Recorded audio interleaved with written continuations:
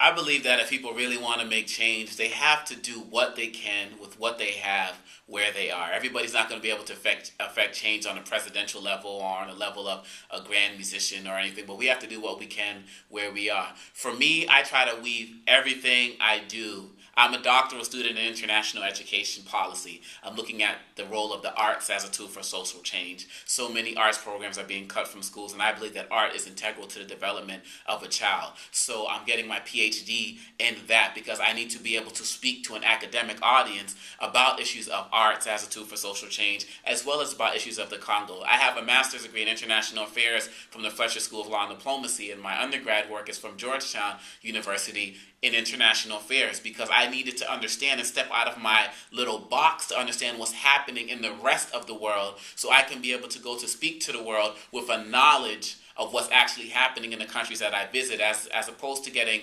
blanket coverage from the media that really stereotypes and generalizes things. So my academic background allows me to speak to people at that academic level. I can go somewhere and give a 3-hour speech about what's happening in the Congo. I can go and engage educators in workshops about issues of diversity. That's one of the things that I do is I'm a trainer of teachers.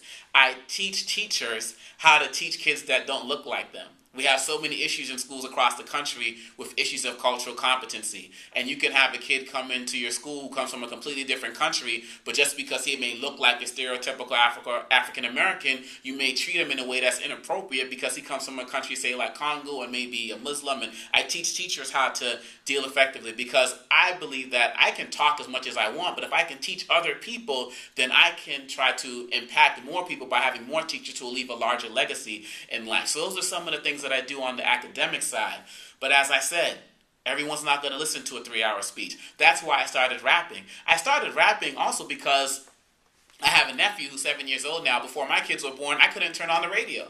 So what I needed to do was I started rewriting popular rap songs to show kids you can rap without swearing or disrespecting women. So I rap to show kids positive images of rappers because they don't see positive images. And while I'm talking about different issues in the music, I weave in my hip-hop tracks about the Congo because that 3-minute song will get them thinking about the Congo. I also do that in a poetic form because I've been inspired by people like Maya Angelou and Nikki Giovanni to appreciate poetry. So I write poetry as well, and I do both of those in English, French, and Swahili. Again, if you want to reach people, you have to go and speak to them where they're at, and if you have the ability, do it in their language. So the international affairs actually impacts a lot of the poetry and hip-hop I write because some of my poetry is like, what does development aid really mean? Or I'm talking about AIDS as it relates to development worldwide. Or I'm talking about issues of prisons and fast food and technology. And my academic background impacts heavily what I write on the poetic side. I'm also a motivational speaker.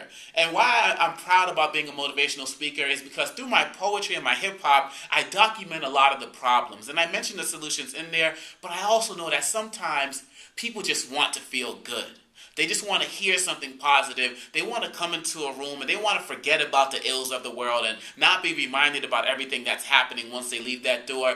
They just want to focus on being good and feeling good. So I have a speech that I love to give entitled Grow Towards Your Greatness, which talks about how people can take their lives to a higher level, and the GROW stands for give, receive, overcome, and win. So I use my skills as a motivational speaker and communicator to also just make people feel good because you can't get involved in activism if you don't feel good about yourself. So I try to hit people on all of those different levels, and I don't even look at them as different things anymore. I used to say, am I a poet, am I a rapper, am I a writer? And I just look at myself as a motivator. I try to motivate people to take action. I try to motivate people to feel good about themselves. We sell people on everything else from weight loss to this pill and that pill, but we don't sell people on feeling good about themselves. And that's what I try to do as a motivator. That's how I weave it all in.